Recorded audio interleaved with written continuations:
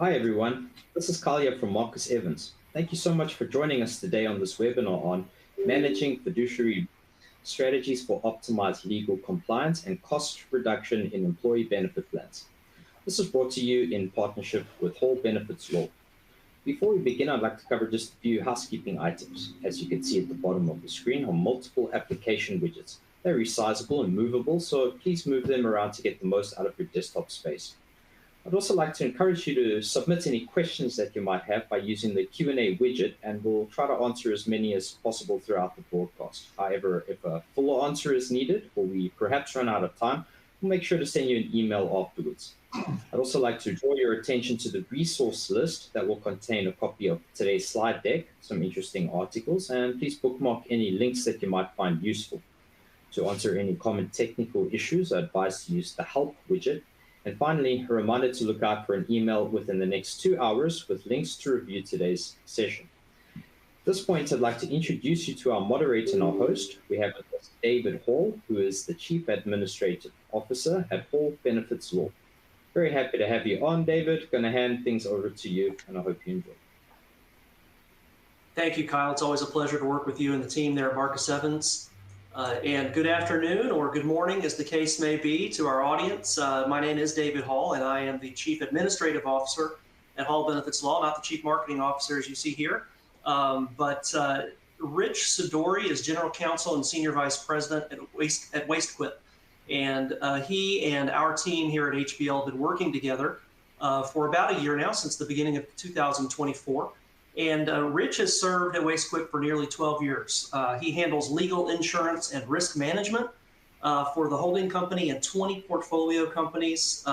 He's led 5 acquisitions over his time with WasteQuip, and successfully coordinated $250 million in cost reduction efforts. And that is apart from anything that we'll be discussing today that we've been able to achieve together. So Rich and the WasteQuip team, again, have partnered with HBL this year, and we are seeing exciting things working together.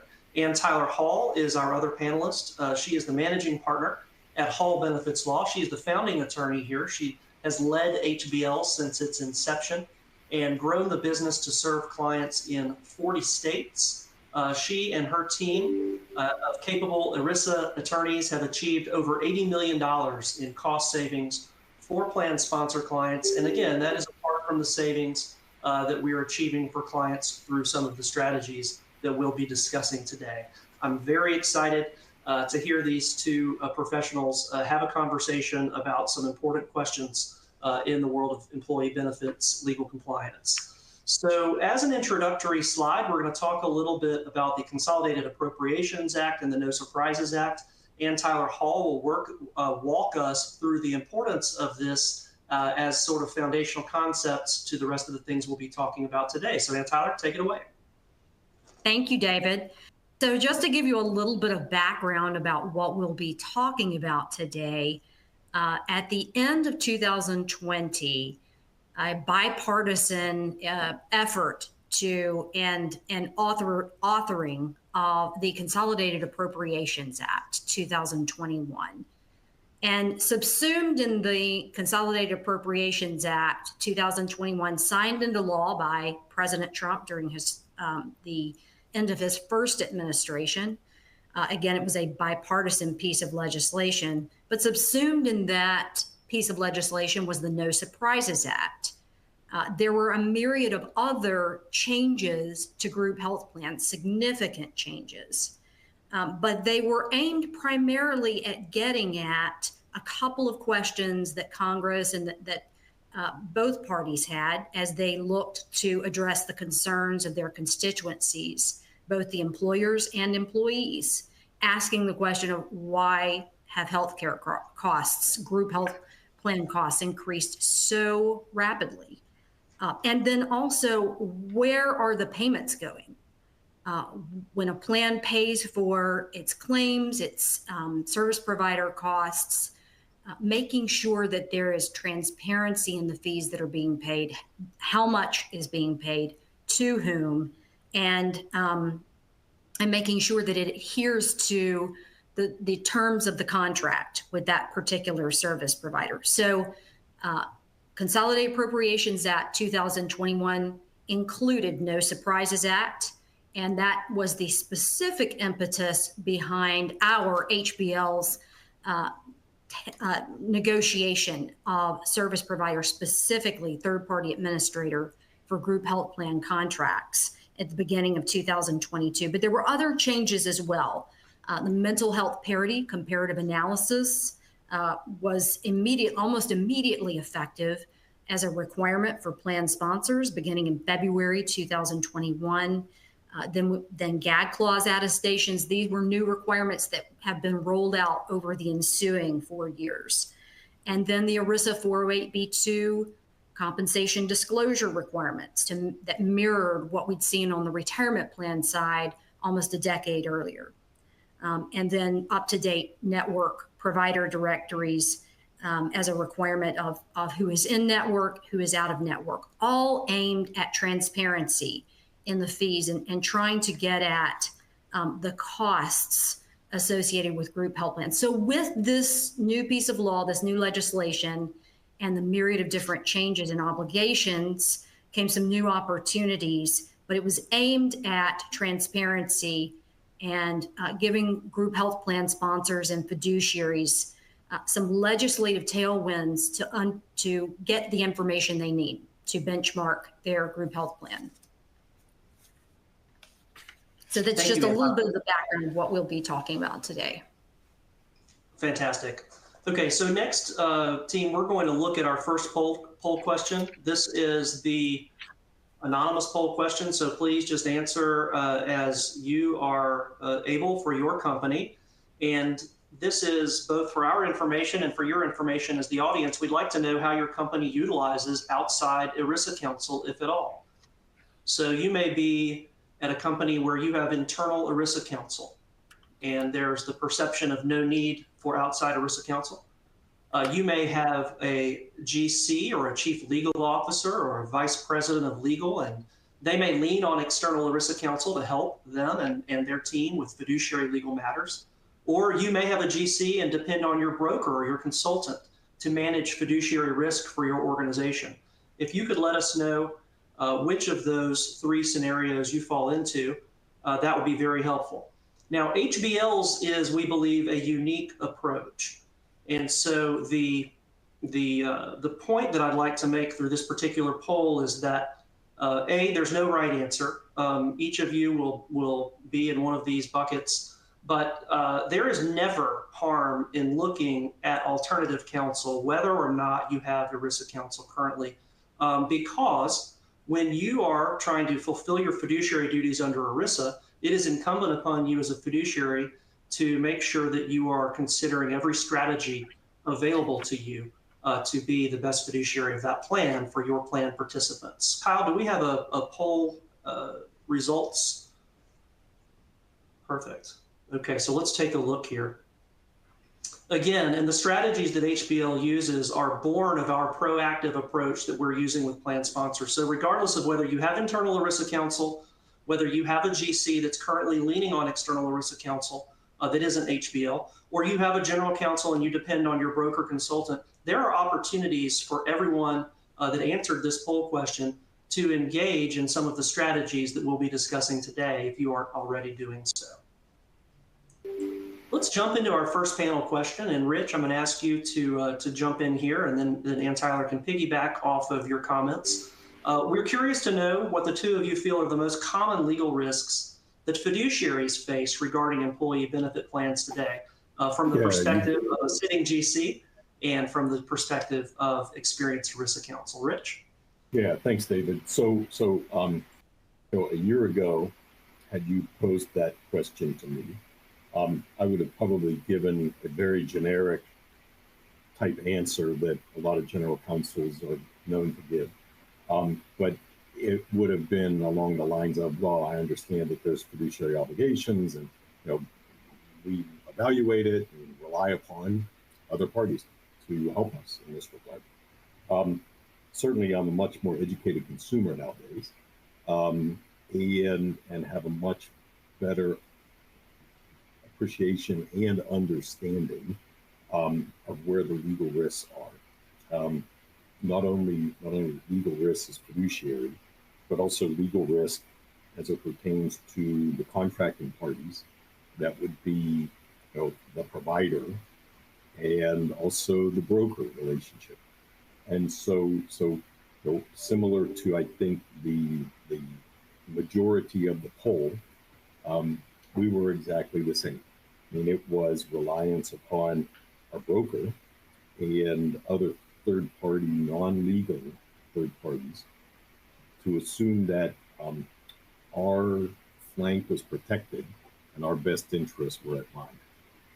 So, that sort of set the stage for me to then get much better educated and learn that certainly Chatham House rules are applying here. Learn that we probably were exposed on, I wouldn't say on a high risk basis, but certainly exposed from a general counsel compliance risk basis, that I was uncomfortable with it, and that's what led us to go down this path. So I would piggyback off of Rich and to say what we see on the ERISA fiduciary breach landscape is that really the number one risk for fiduciary breach is this is what plaintiffs' attorneys allege is the payment of excessive fees and the failure to benchmark fees, the failure to negotiate service provider agreements so that they are market, so that the plan and the participants thereby are not overpaying. And plaintiffs' attorneys have been very successful in these allegations. Last year alone, top 10 ERISA settlements totaled $580 million, just the top 10. And the prognostication is that for 2024, that amount will increase just based on early in the year filings, ERISA class action filings. So the first is the plaintiffs' attorneys and the departments. We just finished representing a client who was found to be by the Department of Labor in violation of fiduciary requirements, or had an allegation of fiduciary breach by the benefit plan fiduciaries. We successfully mitigated that situation significantly, but not a situation that a plan sponsor wants to be in. And we're going to talk about today, the focus today is a straightforward way to address that number one kind of pathway into fiduciary breach and negotiating these service provider agreements, leveraging the changes in the law to then negotiate better fees, more transparency, and better terms. And then a second issue, and really a foundational issue, is the failure to have a fiduciary compliance paradigm.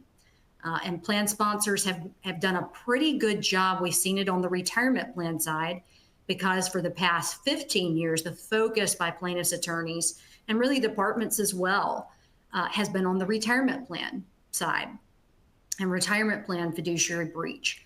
But with the passage of the Consolidated Appropriations Act changes, some of the changes that were ushered in and that mirrored the changes and new requirements that we'd seen a decade earlier on the retirement plan side, now it's more important than ever to have a committee charter, to have a roadmap for a committee that meets regularly to document decisions carefully, and to have a committee charter that is not a rigid construct of exactly how the committee will run, but a guide, a roadmap for the committee. We're going to meet quarterly. These are the 10 to 12 things that we'll talk about during the year. And so in tandem with the TPA negotiations, we often are engaged by plan sponsors to build out a more robust fiduciary compliance paradigm. And it's as important as ever, as now we're seeing these ERISA litigation fiduciary breach lawsuits hit group health plans, under the similar concepts that have been used very successfully against retirement plan fiduciaries.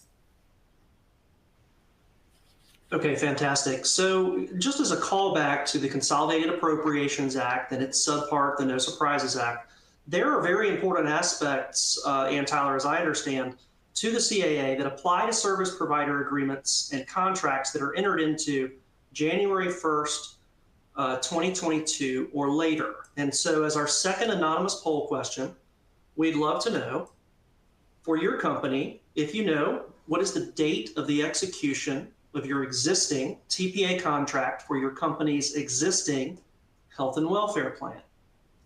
So do you currently operate under a contract that was signed on January 1st, 2022 or later, prior to that date?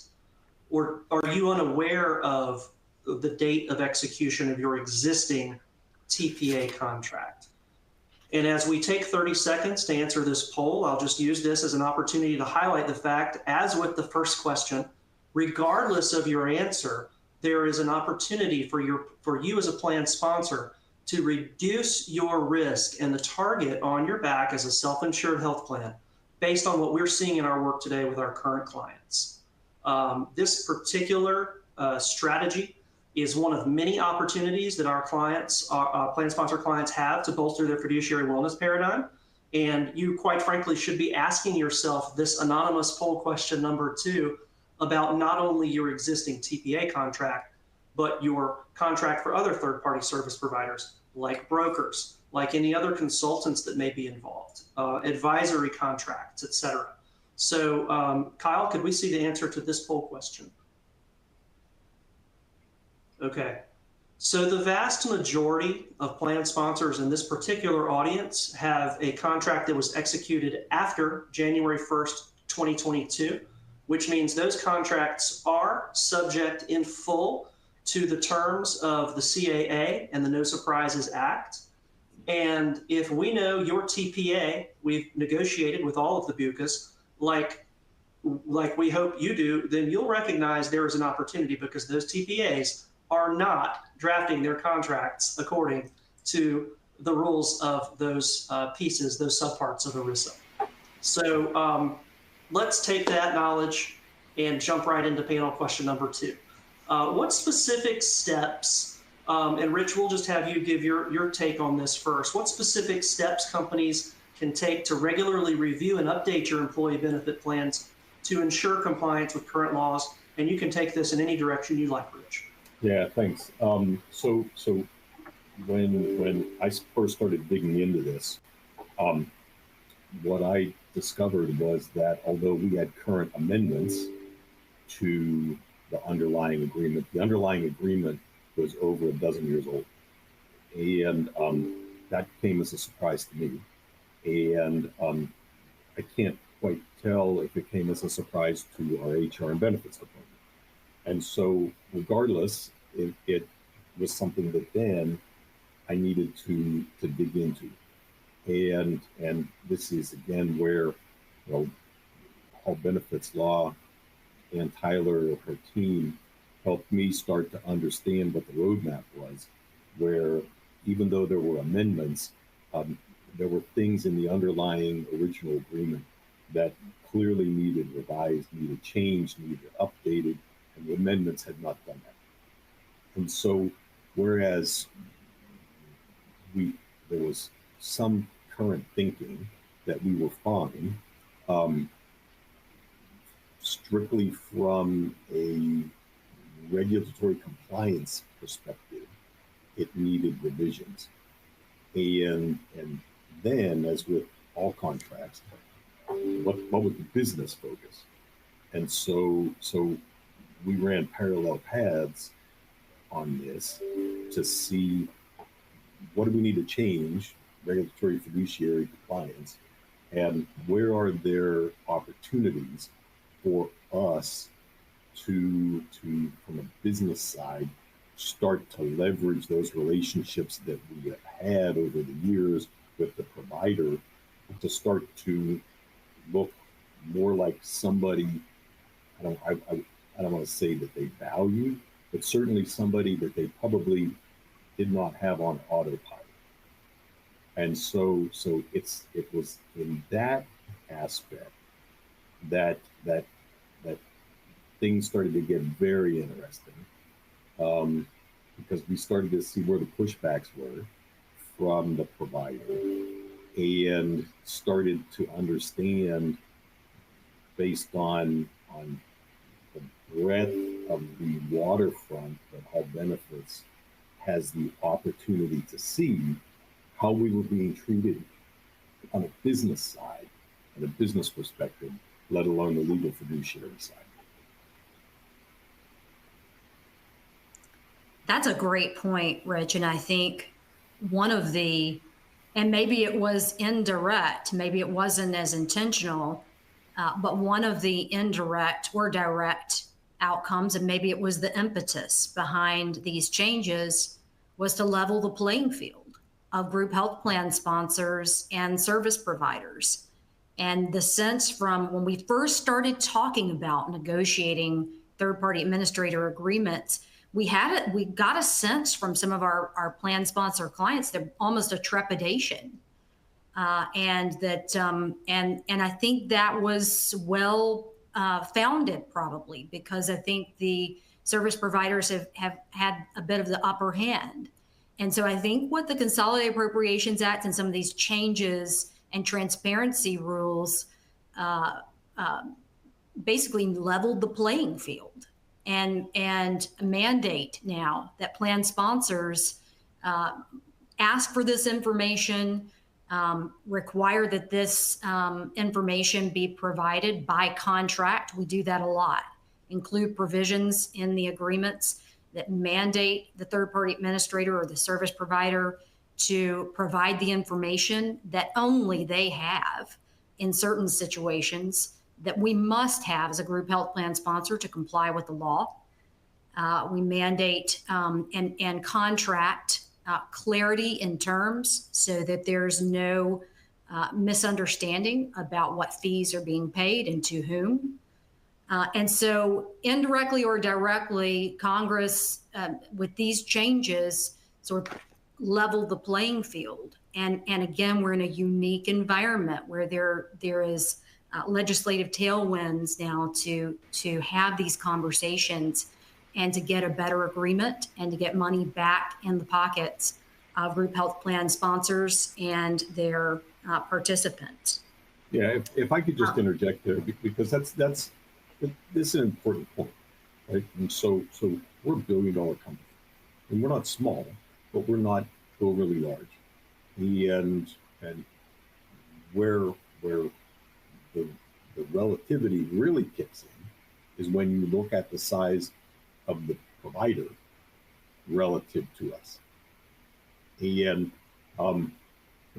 that's where it becomes, again, my term, very interesting, because our ability to negotiate with the provider, and that's based on conversations that I had directly with our benefits department, with our HR department, and frankly with our broker.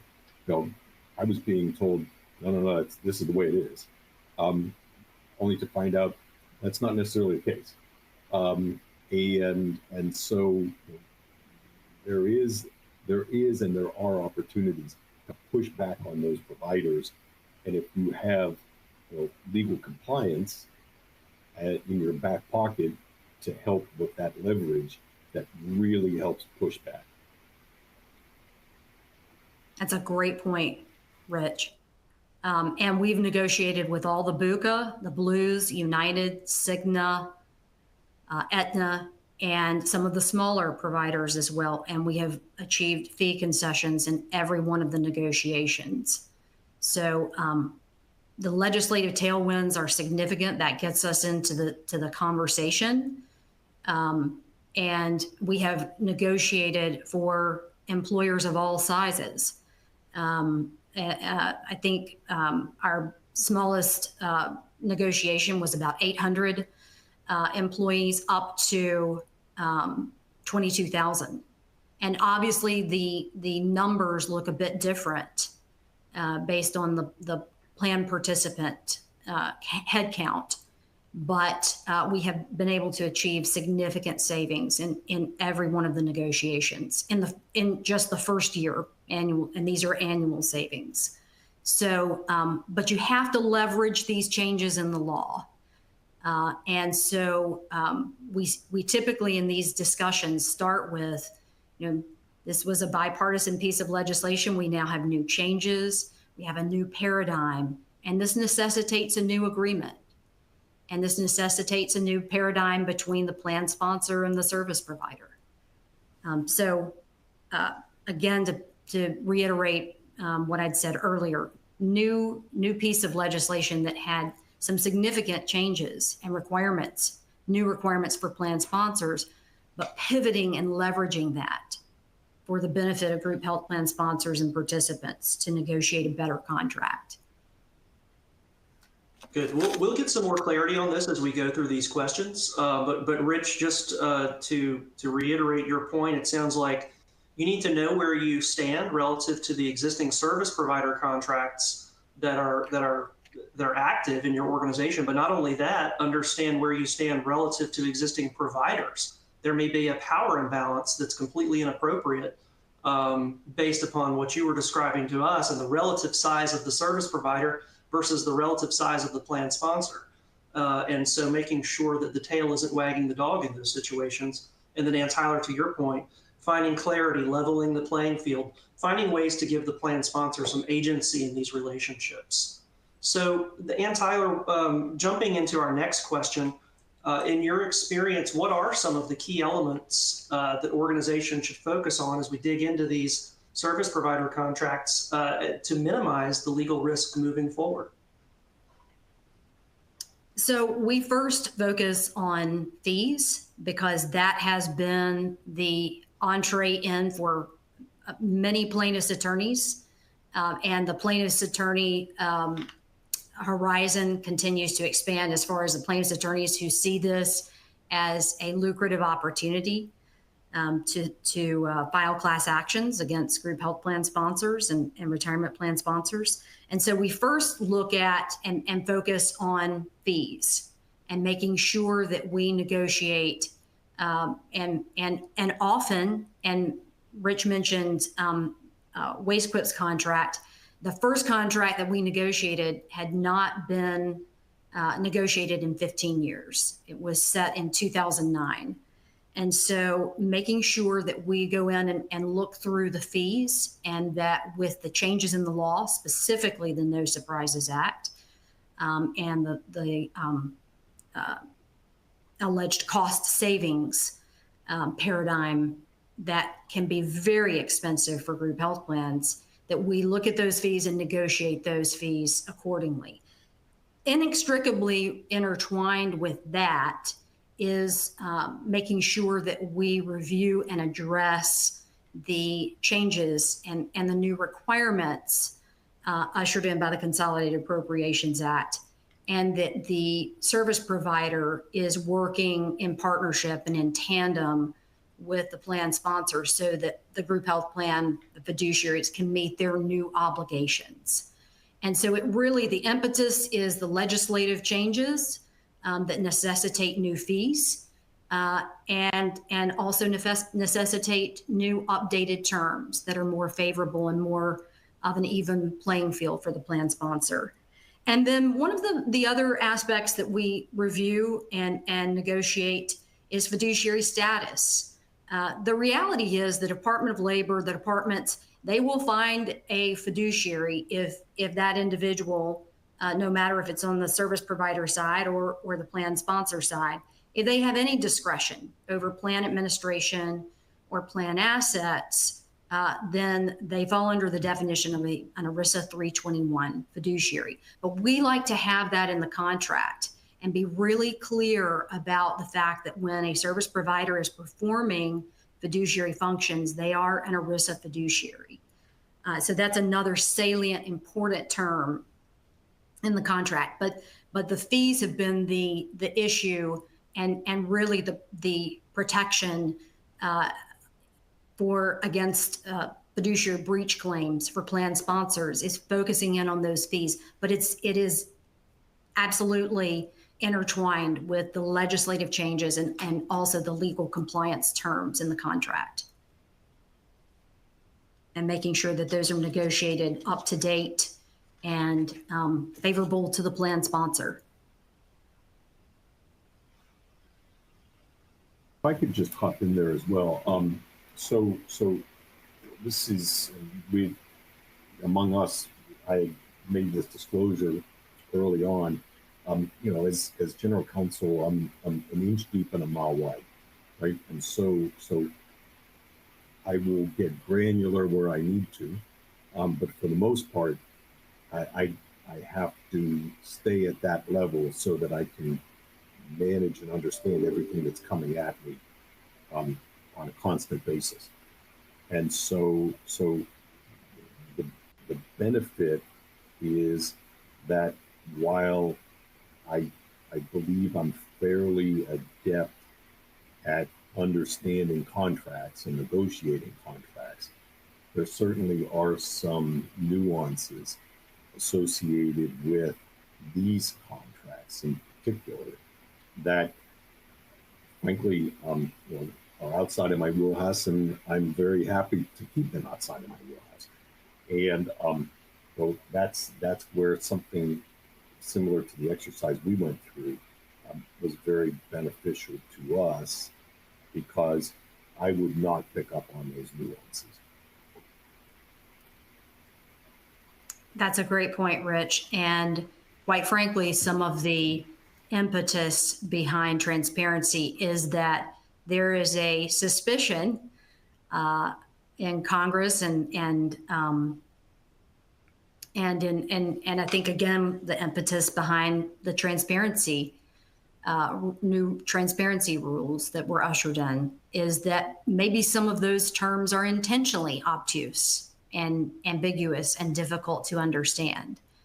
And that needs to change. That was part of the impetus with some of these new transparency rules. So there are many nuances and many intricacies with these changes and various terms throughout the agreement, which is why it is so important to have experienced ERISA counsel leading these negotiations, because you need ERISA counsel that's seen a lot of different contracts and knows what competitors are willing to concede and willing to agree to handle and be responsible for. And that serves as significant leverage in these negotiations. So as you're working through this process, it's really important that you have experienced ERISA counsel that's done a lot of these negotiations with the competitor service providers, because that gives incredible leverage to the plan sponsor to get a better agreement and better terms. I can imagine that some of our audience may be shaking their heads and saying, well, I hear Ann Tyler Hall saying we need experienced ERISA counsel.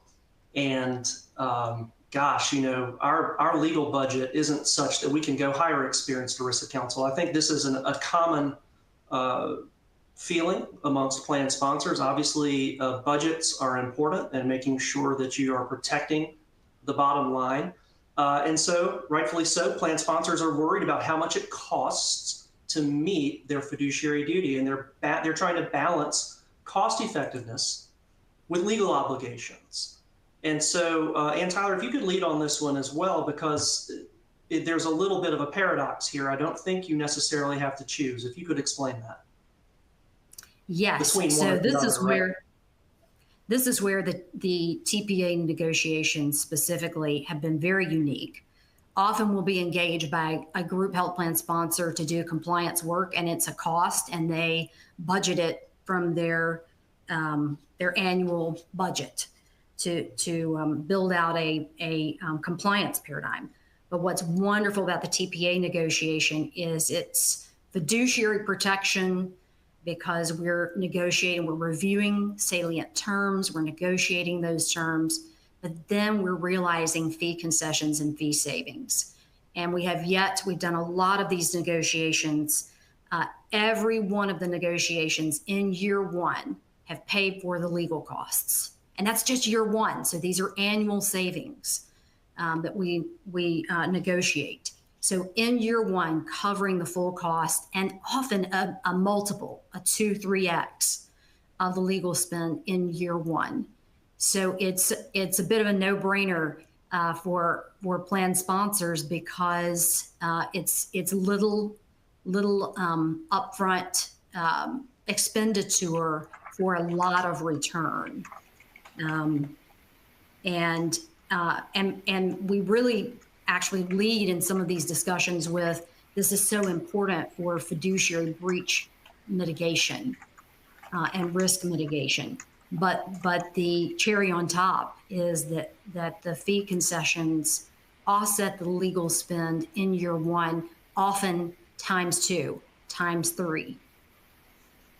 Yeah, I mean, I'll certainly chime in as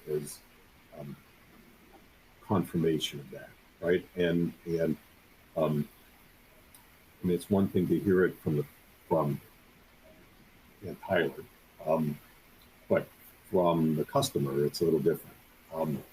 Certainly, I approached this and I sold it to our benefits and HR people on the fiduciary and compliance aspect of it, keeping in my back pocket the potential of getting some financial benefit, and completely outperformed where my expectations were.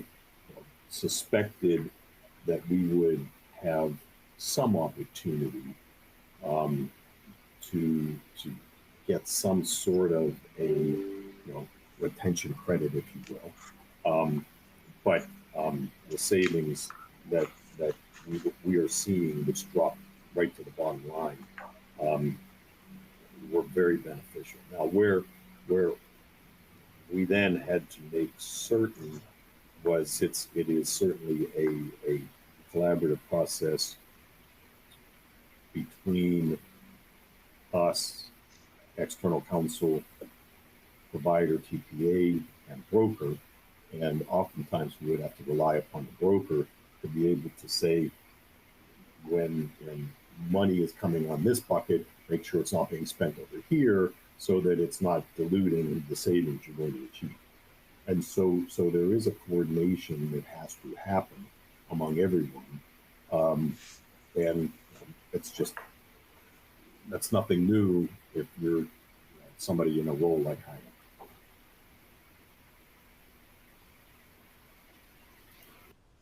Good. We have had, again, great success negotiating with all the BUCAs to this point. And just again, to reiterate before we get off the slide, because it is so important, you do not have to choose between protecting your bottom line and being a good fiduciary. They really go together, and experienced ERISA counsel can help you to achieve that ideal. For our next panel question, Rich, we're going to lead off with you here, and I know there are other GCs on the call who are going to have their own thoughts around this, but just, from your experience at WasteQuip specifically, we're interested to know some of the challenges that you're facing internally when you're looking at approaching health benefits plan risk mitigation. And, one of the things that comes to mind, Rich, and this certainly doesn't have to be a big part of your answer, but it's the value of your time. And we hear this over and over from GCs. I don't have time to do all of the things that are on my plate. I think you even referenced that previously. And then, Ann Tyler, if you could just speak to maybe some of the challenges you've seen working with other GCs. Yeah, I mean, certainly, this is, I alluded to this a little earlier, and certainly this is a relevant part, right, is that the role of GC sees horizontally across the company. And you have to, through a variety of mechanisms, either direct or indirect, make sure that the company is moving in the correct direction. And when I look at our specific roles within our company, the director of benefits has a very strong, very good relationship with the TPA, with the broker, and there was a little bit of hesitancy when I approached her to say, "Hey, this is what I think we should do." And you have a choice as a GC or as an aspiring GC over the size of the hammer you want to use. And if you come in with a big hammer, then there is a tendency to push back. If you come in with logic and compliance and in a non-accusatory way, then it's a little easier. For me, for better or worse, what made this an easier road was the fact that the underlying contract was over a dozen years old.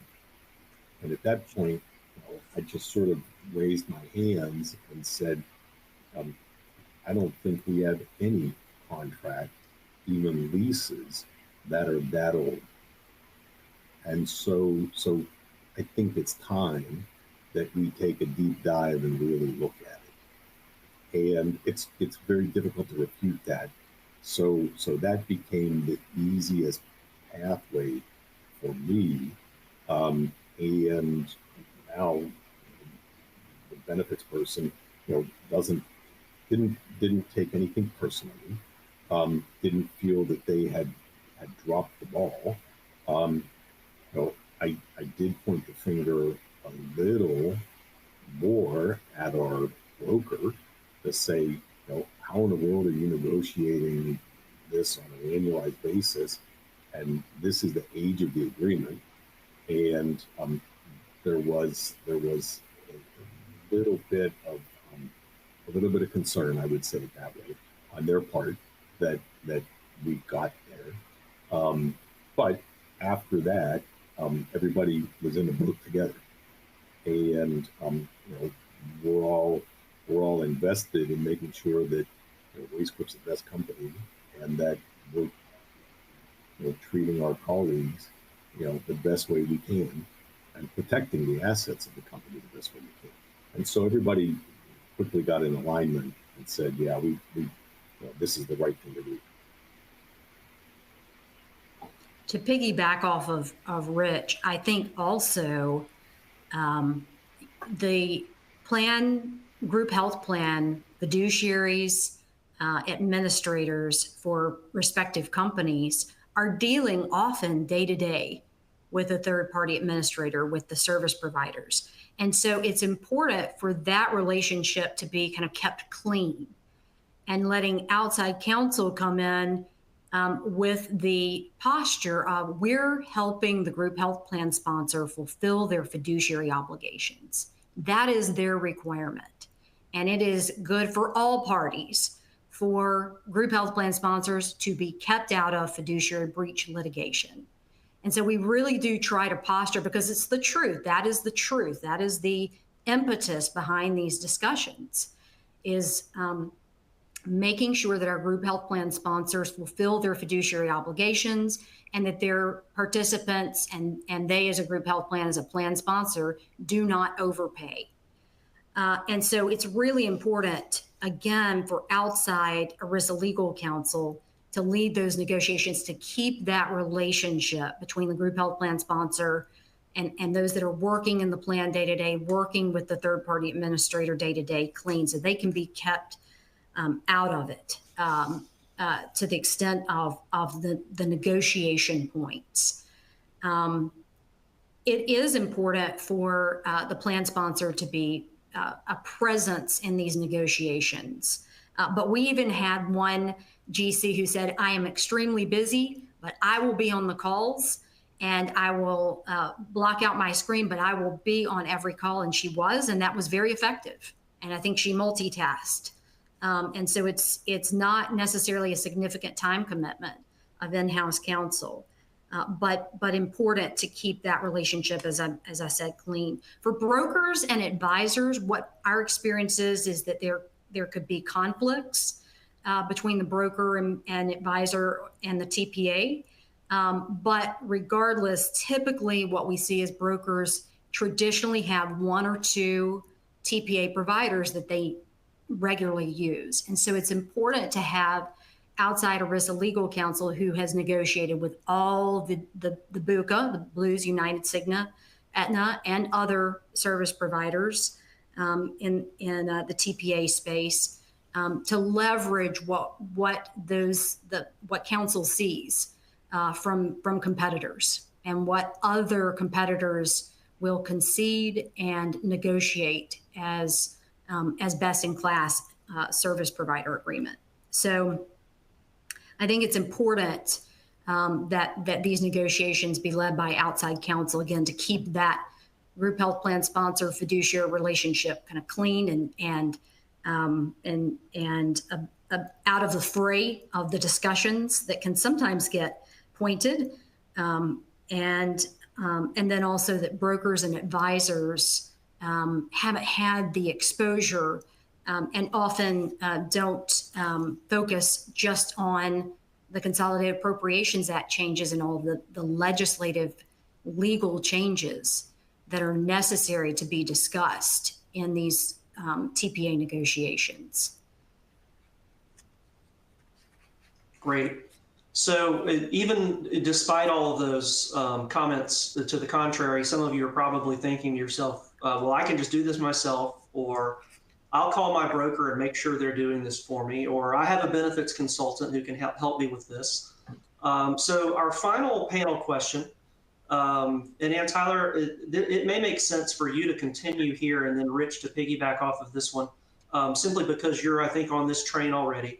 The question itself is the TPA negotiation a process that you believe could be effectively led by a broker or perhaps led by HR and benefits leadership within the organization without legal counsel? Tell me, Ann Tyler, and tell the audience a little bit about your and the HBL team's experience actually going to the table and taking the fight to the TPA. What can you as a plan sponsor expect from that TPA in terms of who they bring to the table? Hey, David, I just have to say as an aside, this is an unbelievably softball question to throw Ann Tyler, but that's okay.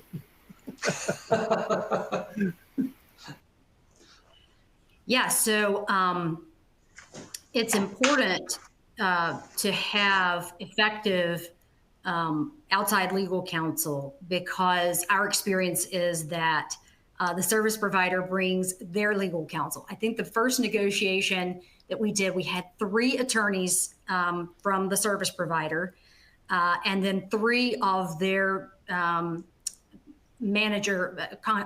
manager employees on the phone. So there were 6 of their team, 6 members from their team. And we did several discussions, and depending upon the discussion, we might have even 4 attorneys on the call, but primarily 3. So it's really important to have a team when you're having these discussions, because even though there have been changes in the law and these contracts need to be updated, our experience is that the TPAs aren't going to offer that up. And so they have to be discussed and negotiated, and there has to be leverage. And that leverage comes from, again, legislative changes, other BUCA members that we've negotiated contracts with. And so when you're thinking about this project, it's really important that you have outside ERISA legal counsel, one that's done a lot of these negotiations, negotiated with more than one service provider, more than 2, more than 3, really several, a myriad of different service providers to leverage how those negotiations have played out in the concessions. Second, from your outside ERISA legal counsel, you need ERISA legal counsel that knows the changes that were ushered in by the Consolidated Appropriations Act, and specifically the No Surprises Act, myriad of other items that were ushered in that I mentioned earlier, MAPIA, those sorts of changes that need to be contemplated in the contract, and that work day in, day out in the legal compliance area of ERISA. And then third, you need ERISA counsel that's non-conflicted. And a lot of large law firms represent big service providers. And so they don't do this type of work because they may have even drafted the service provider agreement. And I know this from speaking from prior experience in large law firm. And so you need non-conflicted ERISA counsel. And it's really important that you have all three of those: experienced counsel that's negotiated with many of the service providers and leverages those concessions and discussions, knows the area of law, these changes in the law that are nuanced and complex, knows these changes well, and is non-conflicted. And those are three essential components of a successful negotiation. Almost like she knew that question was coming, Rich. Yeah, funny. Yeah, I mean, I certainly don't have. Yeah, I mean, I don't have anything to add there, right? I mean, this comes back to some of my earlier points that hopefully I was able to make clearly, and that is, the in-house legal department has a decision to make.